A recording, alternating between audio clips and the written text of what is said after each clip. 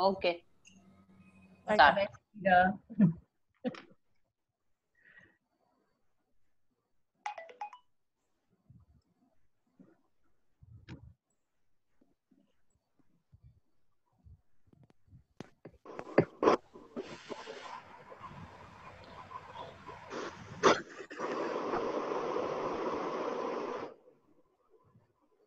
दिल को दिल से राह है तो जिस तरह से हम तुझे याद करते हैं करे यूं ही हमें भी याद तू. Good morning everyone. As you all know, we have gathered here today to witness the book review presentation of a book that the Social Science and Commerce Department deemed fit for a review. We extend a very warm welcome to our Honorable Principal, Dr. Renu Sehgal, to this august house. Please accept a bouquet of flowers virtually, but offered with a great amount of affection. Thank you. Thank you so much. We also welcome with a lot of love our very lovely headmistress, Mrs. Suhani Daur, and our most fabulous members of the staff with a lot of love.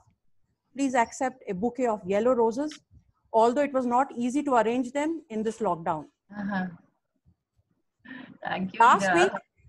Last week, the nation celebrated the 74th Independence Day at the majestic Lal Killa, and we felt that it was the right time to unveil a plaque in the memory of our several thousands of martyrs, soldiers, freedom fighters who laid down their lives for our freedom, and pay our respects to them. In the next 40 minutes, we will be referring to the historic revolt of 1857 as well in the course of our book review. I request our principal ma'am to kindly do the honors. Vande Mataram, Vande Mataram, Sujalam, Sufalam, Malayaj Shitalam, Shasya Shamalam, Mataram, Vande Mataram, Shubhra Jyotsnam Pulakitayamini, Pulla Kusumita Drumadala Shobhini, Suhasini Sumadhura Bhashini, Sukhdam Vardam Mataram, Vande Mataram, Vande Mataram.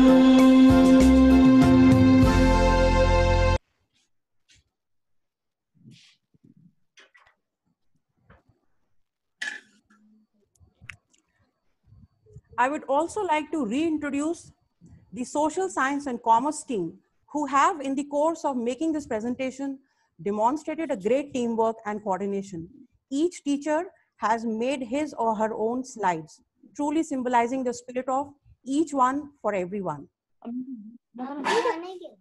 We, the teachers of Social Science and Commerce Department, take this activity of book review presentation as an opportunity to discover books we have not read as yet, and at the same time, motivate our friends present in the meeting to buy them and read them. We feel that as members of the teaching fraternity, no matter which classes we teach, challenging ourselves intellectually should be our most important in-service training program. And this presentation activity is a fabulous step in that direction. Keeping in mind our discipline, we have selected a must-read for all for today's presentation, a book entitled The Last Mughal, written by a British writer, William Dalrymple. Dalrymple's recreation of the city of Delhi under siege forms the monumental backdrop to the tragic figure of the monarch, the last Mughal. Aged 82 and abidingly fond of the arts of peace, Bahadur Shah Zafar was chosen as a mascot by an army seen as rebels and mutineers by the British and as freedom fighters by some nationalist historians. The Last Mughal traces the brutal destruction of Bahadur Shah Zafar II's Delhi court in the Indian uprising of 1857. It shows a process of destruction of liberal coexistence of two religions and communities and the uprising of the British. Delhi in the 1850s was home to the once sprawling Mughal Empire, a refined but ineffective court presided over by an emperor whose authority barely ran beyond the palace walls, the Lal Killa.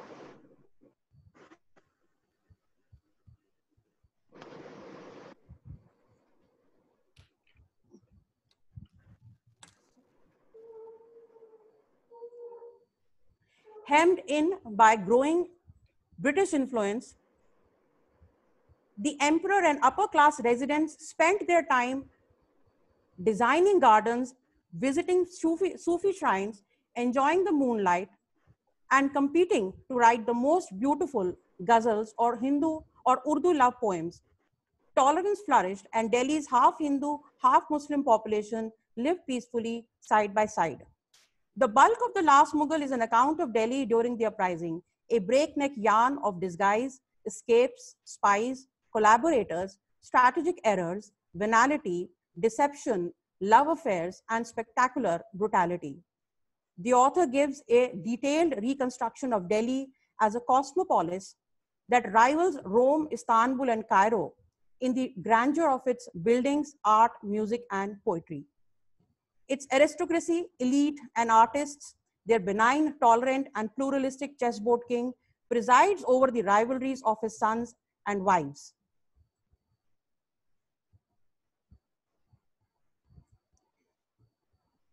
The adulteries like polygamy and the fights of the poets, the likes of Zauck, he patronizes. He puts up with the British presence at his gate with an exemplary dignity and overlooks the attempts of the foreigners to undermine it. He mentions the acceptance of the Indian culture by the British, where he writes about Sir David Ochterlony, who led a procession in Delhi each evening with his 13 Indian wives, each on the back of her own lavishly decorated elephants. But while Zafar's tale ending in his exile and death in Rangoon is moving, the author's insistence that there are clear lessons to be learned from his peaceful and tolerant attitude to life is rather puzzling. The intermingling and healthy mix of two cultures was in total contrast to the hardened attitudes of the British, who were not able to understand the unity of Hindus and Muslims at the shrines of Sufi saints. The book records the change of opinion of the British when the power and control are finally regained. But in his grand narrative, the author does not lose sight of the king's tragic end. Popular legend, for example, has it that the heads of Zafar's young sons were served up to him by his captors on a covered golden dish. Although the author doesn't retell that story, he gives us the British account, which is almost as brutal, of how the princes were hunted and shot down. The author sees 1857 and the fall of the Mughal dynasty as the end of the Indo-Islamic culture. In conclusion, he comments on those Muslims of the post-uprising intelligentsia who, like their champion Sir Syed Ahmad Khan, believed that they could revive their fortune only by embracing Western learning, justifying the presence of the British in India. Having said so much, I now request Mr. Sardaman to take the presentation forward.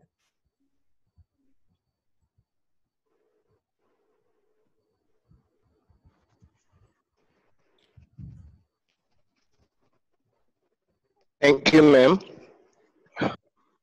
The Last Mughal, which is written by William Dalrymple, gave a full look for the fall of dynasty in Delhi in 1857. In this, Dalrymple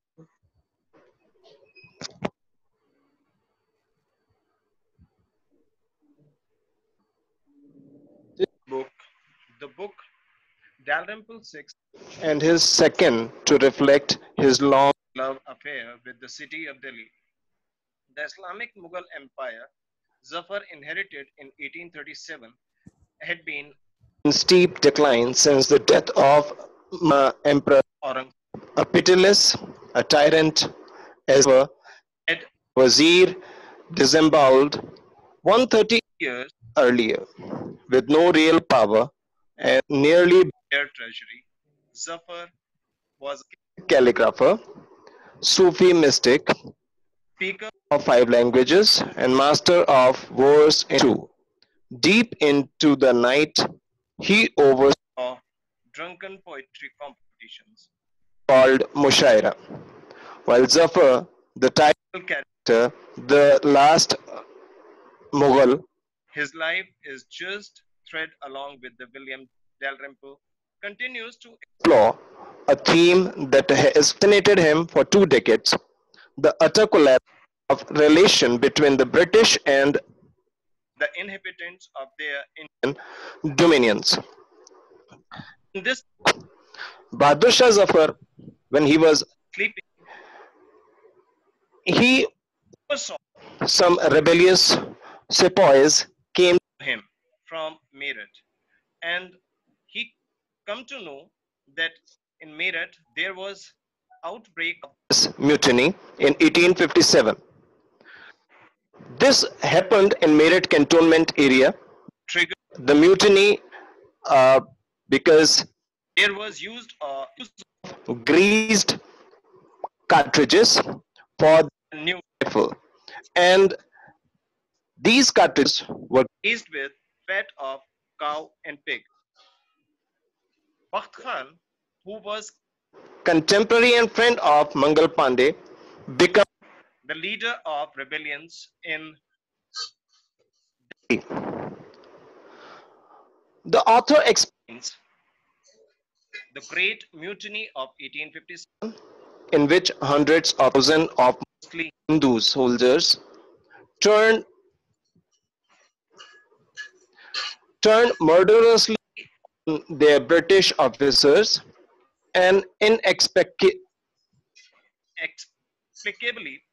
made their feeble Muslim monarch the figurehead of India's first great anti-colonial uprising. Dalrymple excels at bringing grand historical events within contemporary understanding by documenting the way people went about their lives amid an maelstrom.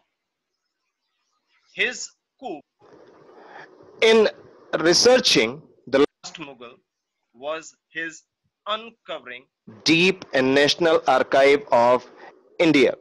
Some 20,000 personal Persian and Urdu papers written by Delhi residents who survived the uprising.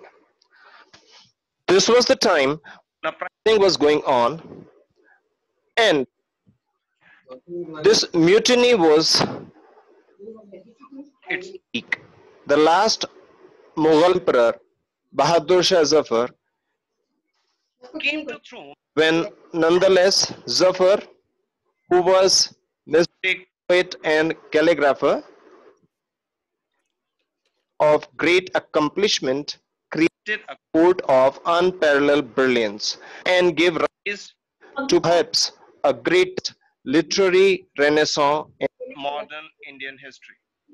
The British took Delhi, the capital, with catastrophic results, with an unsurpassed understanding of British and Indian history. Dalrymple crafts a provocative relative account of one of the greatest events of Indian history.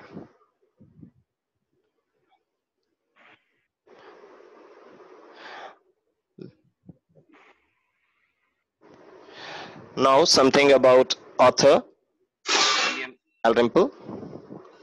Born William Hamilton Dalrymple on 20th March 1965, is a Scottish historian and writer, art historian and curator, as well as a broadcaster and critic.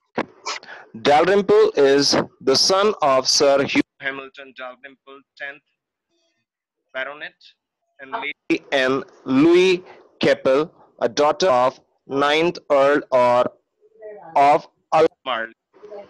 He is a cousin of Virginia Woolf. His brother, Jock, was a first-class cricketer. He was educated at Ampleforth College and Trinity College, Cambridge, where he was first a history exhibitioner and then a senior history scholar. Dalrymple first went to Delhi on 26 January 1984 and has lived in India on and off since 1989 and spends most of the year at his Mehrauli farmhouse in the outskirts of Delhi. In 2018, he was awarded the President Medal of British Academy. The television series Stones of the Raj and Indian Journey, which Dalrymple wrote and presented, won him Grierson Award for the Best Documentary Series at BAFTA in 2002. Now I request Ms. Vaneet to take up the proceedings. Thank you so much, sir. We are going to discuss few reasons as to why did we select this book, The Last Mughal, written by William Dalrymple. The author has very beautifully portrayed the era of 19th century and the last Mughal king to Delhi. This book has been awarded with some precious awards, Duff Cooper Prize and Vodafone Crossword Book Award, both in the year 2007. With an unmatched account of India and British, The Last Mughal is a revelatory account of one of the history's bloodiest upheavals. It has been acclaimed as a must-read book by Higher Education Digest and Deccan Chronicle. We have few more reasons as to why did we select this book. This book is a historical masterpiece, completely factual, yet it is read like a novel. It is a very, very fascinating story. Dalrymple conducted his research on the book along with eminent Urdu scholar Mahmood Farooqi. It is a very well-researched book, interesting, very well explained, and has some really good facts. Now, I would like to request Ruchi ma'am to please take this presentation forward. Thank you, ma'am. The Last Mughal. This book has been reviewed by various celebrities as well as non-celebrities. Here I'm presenting few of them. Sir Geoffrey Moorhouse. Dalrymple has written an account of Indian mutiny, such as we have never had before, of the events leading up to it and its aftermath. He described the street life of Mughal capital in those days.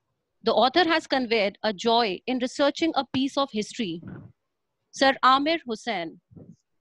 This book describes that how Bahadur Shah Zafar, aged 82 years, fond of arts of peace, was chosen as a mascot by an army seen as rebels and mutineers by the British and as freedom fighters by some nationalist historians. Few other feedbacks are, this book provides a very detailed look at the events of 1857 in and around what happened in Delhi. While reading the book, feelings like revenge of the British, destruction of heritage of Delhi comes in mind. The saddest part of the story is that civilians were caught at the crossfire and the parts of Delhi were lost forever. Very few writers are talented storytellers as William Dalrymple. The story is so lively and convincing. Events are described in such a way that you feel everything happened in front of your eyes. All the events are thoroughly researched and recreates history as close to reality as possible. The book is written with empathy without typical attitude of English historians. It is a perfect example of how to make history informative, interesting, and gripping. Very minute information about 1700s is recorded. It is an excellent insight into the events around India's first war of independence. Author's observations on failure of Zafar as an individual as well as king to control the revolt and make it sustainable is remarkable. This book explains his life as a king, as a poet, and his life after arrest and before his death. The author has done exhaustive research work in completing this document. Dalrymple has shown what true mastery of a subject is all about. Complex subjects and events are narrated in such a mode of superb storytelling. It can be done only by a master. This book changes your perception of recent history of India. Basically, it is a research paper written in a manner that makes it interesting and fun to read. Now, I welcome Zunoor ma'am to carry forward the presentation. Thank you, Ruchi ma'am. Talking about Bahadur Shah Zafar, he was born on October 24th, 1775, as one of the 14 sons of Mughal Emperor Akbar Shah II. His mother was a Hindu Rajput Lalbai. His full name was Mirza Abu Zafar Sirajuddin Muhammad Bahadur Shah Zafar. He had 4 spouses, Akhtar Mahal, Zinat Mahal, Ashraf Mahal, and Taj Mahal. He reigned for a period of 20 years from 28 September 1837 to 21st September 1857 and died on 7th November 1862 in Rangoon, Myanmar. Talking more about in his personality, he was over 60 when he ascended to the throne of Delhi. He was a nominal emperor and his authority was only limited to Old Delhi. He was a calligrapher, notable poet, Sufi Peer, and a man who valued the importance of Hindu-Muslim unity. Zafar's religious tolerance, some suggest, also reflects his mixed parentage. His father, Akbar Shah II, was Muslim, while his mother, Lal Bai, was a Hindu Rajput princess. He was uninterested in the stagecraft. His only interest was poetry. He wrote 4 divans. Zafar was not only an avid poet himself, but also a patron of art, language, and poetry, and hence we find more writers and poets rather than warriors in his court. The 2 most revered personalities at his court in the field of art and poetry were Ibrahim Zauq and Mirza Ghalib. Here are some of the glimpses of his poetry, as you can see. Now I would like Ira ma'am to present one of his poetry in her beautiful voice. Thank you Junoor. Zafar के बारे में कहा जाता है कि वो इतने अच्छे बादशाह नहीं थे जितने अच्छे वो शायर थे, और इसीलिए उनके दरबार में इब्राहिम ज़ौक़ जो उस ज़माने के बहुत ही मशहूर शायर थे, वो उनके दरबार में शायरी और अक्सर पढ़ते थे और मुशायरे हुआ करते थे. तो उनकी लेकिन तो इसलिए जफर की जो शायरी है उस पर ज़ौक़ की शायरी का बहुत इन्फ्लुएंस है. एंड कंटेम्प्रेरी पोइट और जो उस वक्त थे वो थे गालिब, जो कि दिल्ली की चांदनी चौक में बल्ली मरा में रहते थे, और उनकी भी हालत बड़ी खस्ता थी, और वो भी चाहते थे कि बहादुर शाह जफर उनको अपने दरबार में आने दें. तो बहरहाल उनकी जो बहुत सारी जो शायरी है बहुत मशहूर हुई है, उनकी लिखी हुई गज़लें बहुत मशहूर हुई हैं और बहुत इंटरनेशनली अक्लेम्ड हैं, बहुत सिंगर्स ने गाई हैं, जैसे कि मेहंदी हसन है पाकिस्तान के, और बांग्लादेश की रूना लैला हैं, और हमारे अपने जगजीत सिंह जी हैं. इन सभी ने इनकी गज़लों को गाया है. एक जो गज़ल उनकी बहुत मशहूर हुई, उसकी मैं 2 लाइनें आपको गा के सुनाना चाहूंगी. I hope you like it. बात करनी मुझे मुश्किल कभी ऐसी तो न थी, बात करनी मुझे मुश्किल कभी ऐसी तो न थी,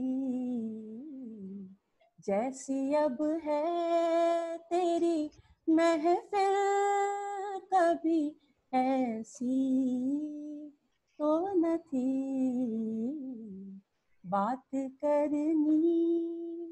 तो इस मीटिंग के बाद आई रिक्वेस्ट आप लोग YouTube पे जाइए, और मुझे लगता है कि आपको मेहंदी हसन जी की गाई हुई जो वर्जन है वो आपको बहुत पसंद आएगा. So over to you, Zunoor. Thank you, Ira ma'am. That was quite mesmerizing. Talking about the uprising of the revolt of 1857, the people of India made concentrated effort to liberate themselves from foreign occupation. As the Indian rebellion of 1857 spread, Sepoy regiments reached the Mughal court at Delhi. Because of Zafar's neutral views on religion, many Indian kings and regiments accepted and declared him as the Emperor of India. The emperor nominated his son Mirza Mughal as the commander-in-chief of the armed forces. He took refuge in Humayun's tomb and was apprehended by Major William Hudson. Very next day, his sons Mirza Mughal, Mirza Khizr Sultan, grandson Mirza Abu Bakr, were executed. And today, that gate where they were executed is known as Khuni Darwaza, or the Gate of Blood, near the Delhi Gate, as can be seen on the picture on the right-hand side.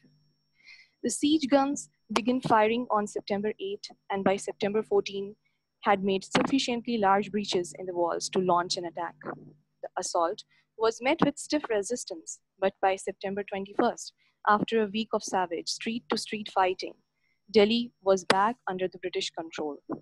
Bahadur Shah was arrested and he died in exile in Rangoon in 1862. This marked the end of the Mughal Empire. This is a glimpse of the last postcard of Bahadur Shah Zafar. As you can see, his poetry speaks of his pain in exile as he watched the empire crumble before his own eyes.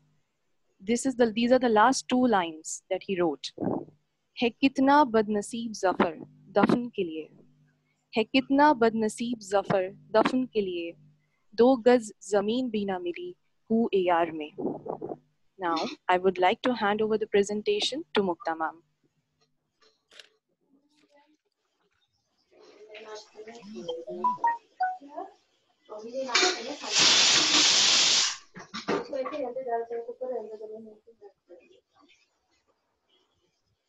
Thank you, Zunoor ma'am. I will now make you aware about the geographical... I would request the people to switch off their mics, please.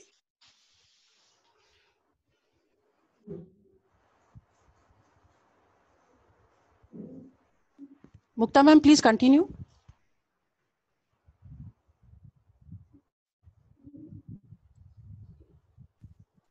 Mukta ma'am, please continue. Am I audible, ma'am? Yeah. Yes, please.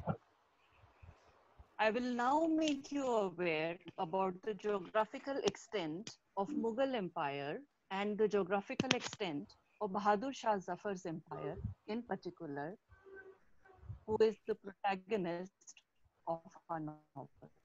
Mughal dynasty was founded by Babur, who had his base in Kabul, and he was able to secure control of the Punjab region. He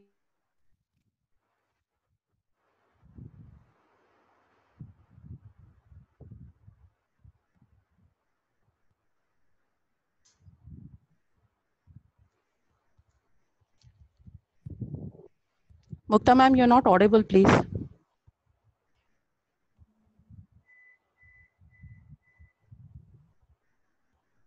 I think there is some network issue with Mukta. Yes, ma'am. So I'll take the presentation forward. This is the Babur's extent of... You're audible, ma'am. Please continue. You're audible, ma'am. Please continue. Should I start from Babur again, ma'am, or you could hear yes. Babur? No, Babur, you please explain again. We could not hear you. Babur's son Humayun lost control of empire to Afghan rebels, but Humayun's son Akbar re-established his dynasty in Hindustan. At Akbar's death in 1605, the empire extended from Afghanistan to Bay of Bengal and southward to what is now Gujarat and Deccan Plateau. Akbar's son Jahangir and Jahangir's son Shah Jahan continued the Akbar's reign. Aurangzeb annexed Muslim Deccan kingdoms and added them to the Mughal Empire. During the reign of Muhammad Shah, the empire began to break up, and after the death of Muhammad Shah in 1748, the Marathas overran almost all of northern India. Mughal rule was reduced to only a small area around Delhi, which passed under the Maratha and then British control. The last Mughal, Bahadur Shah, ruled over Mughal Empire that had by the early 19th century been reduced to only the city of Delhi and the surrounding territory as far as Palam. I would now hand over the presentation to Raj Kamal sir. Thank you, Mukta ma'am. William Dalrymple's book, The Last Mughal, focuses around the causes of the revolt of 1857, which is said to be the biggest armed rebellion of the 19th century, and the incidents which took place around that year. The author promises his readers that he will give an Indian perspective of the whole incident, as most of the available accounts of the event has been recorded by the British. For doing this, he collects various Persian and Urdu documents stored in the National Archives of India, but fails to fulfill his promise as he only concentrates on the immediate cause of the revolt, that is, the fear of religious conversion among Hindus and Muslims into Christianity. Although the revolt had taken place in many parts of North India, such as Kanpur, Meerut, Lucknow, but he focuses mainly on Delhi and the events which took place in Delhi around that year. He traces the events from Meerut, where the sepoys first refused to use the newly introduced Enfield rifle, whose cartridges were believed to be greased with fats of cows and pigs, and how the sepoys claimed Bahadur Shah Zafar as the leader.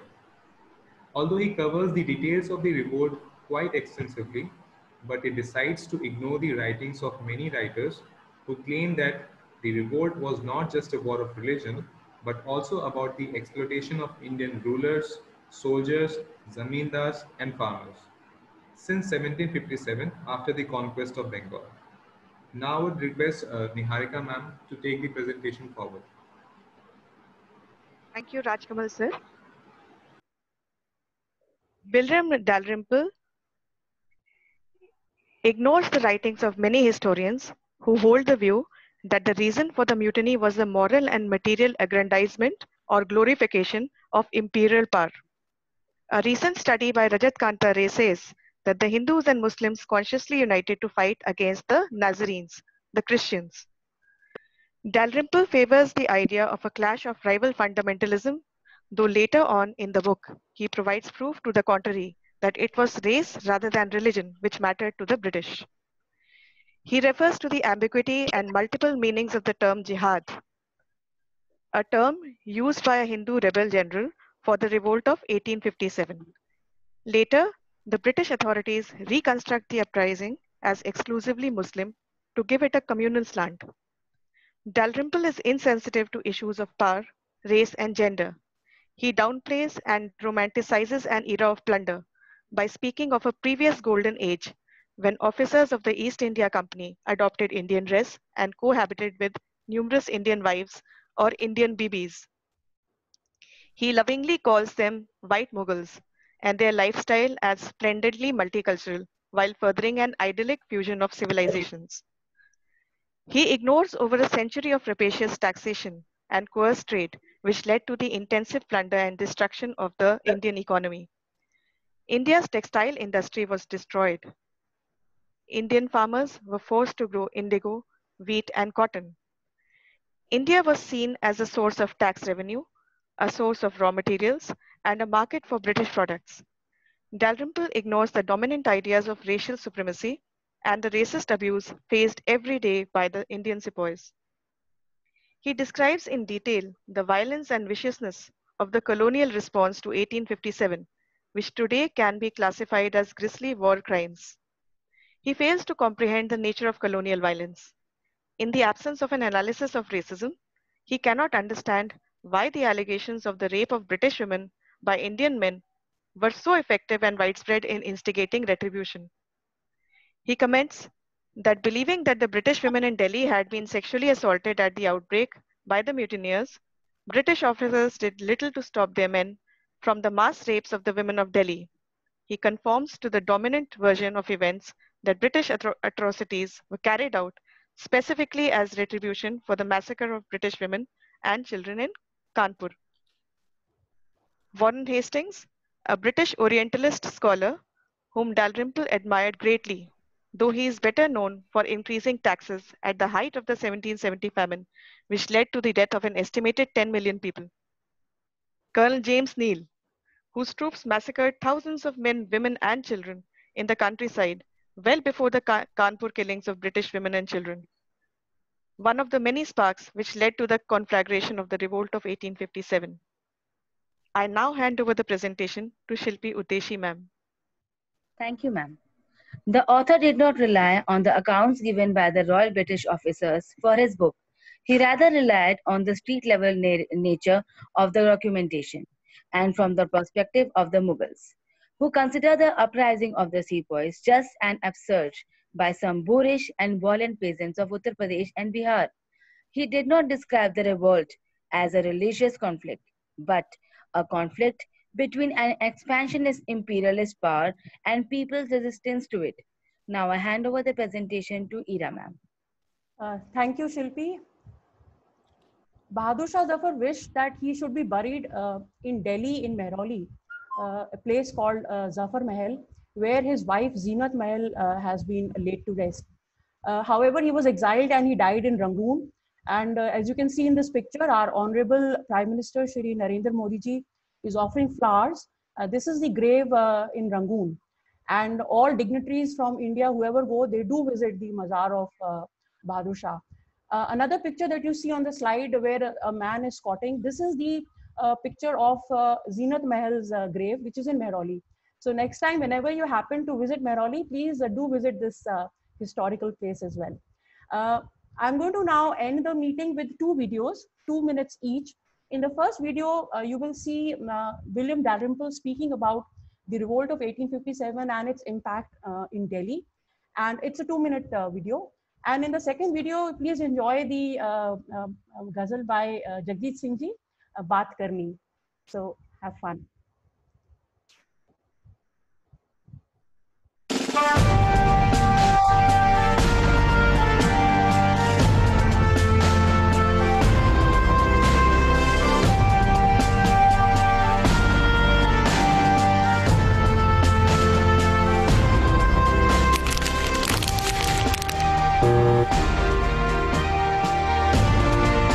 The 1857 revolt was centered on Delhi. The main aim of the mutineers was to put Bahadur Shah Zafar and the Mughal dynasty back in charge of India and to get rid of the alien intruders, the British.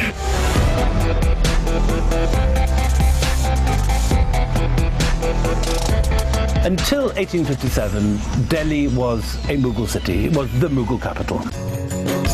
After 1857, all that changed. There was an active attempt to wipe out the Mughals from the memory. And you had a conscious Anglicization of a great deal of the city. So what you get is a conscious commemoration of British sites of valor by the British. The British main defensive position was up on the ridge, and in the course of September 1857 they advanced through the gutted ruins of their own bungalows in the civil lines, through Qutziabad, till on the morning of September the 11th they made the final assault on Kashmiri Gate. And Kashmir Gate was the place where the greatest resistance took place. What happened was there was an eclipse, and many of the more superstitious Hindu sepoys took this as a sign it was all over, the end of a dynasty, and deserted their posts. And the British walked in after that, as far as the Jama Masjid, where the next point of defence was. The Flagstaff Tower was the point where the Memsahibs gathered on the day of the outbreak, May the 11th, 1857. And it's a place of refuge. It's where and from which they flee up the road to Karnal when things get, when Delhi falls to the mutineers, to the rebels. And it's the main centre against which the rebel forces attack. And then finally, it's the place where the flag is raised on September the 11th when when the East India Company takes the city.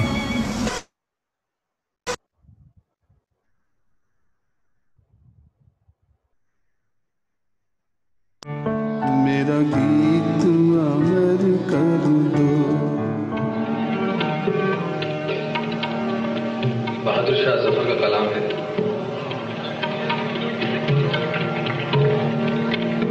और मेहंदी हसन का अंदाज है। बात करनी मुझे मुश्किल कभी ऐसे तो न थी। बात करनी मुझे मुश्किल कभी ऐसे तो न थी।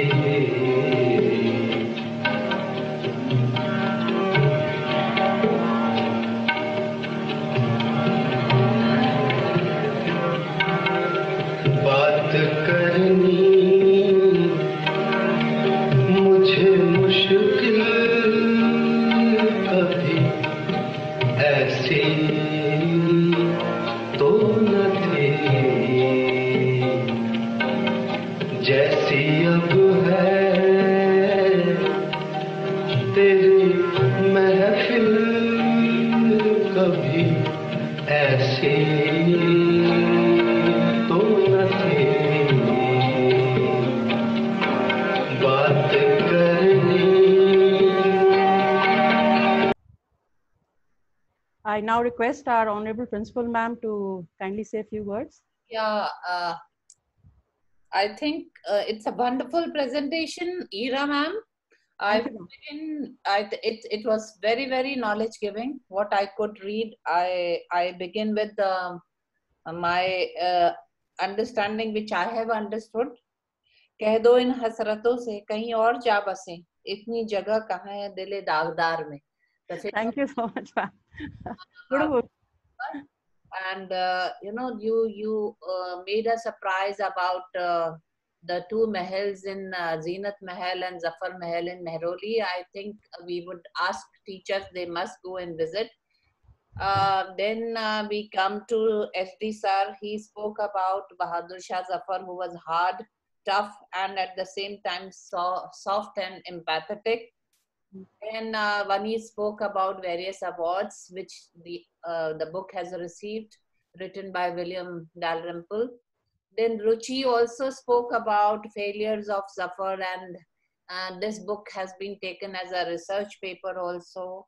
Then I came to know from Zunur that Bahadur Shah Zafar's mother was a Hindu, Lalbai, and the father Akbar Shah too. Then Mukta told us about various generations starting from Humayun, Babur, Humayun and Akbar. And then I come to Niharika who told us about ambiguity and multiple meanings of jihad and the revolt.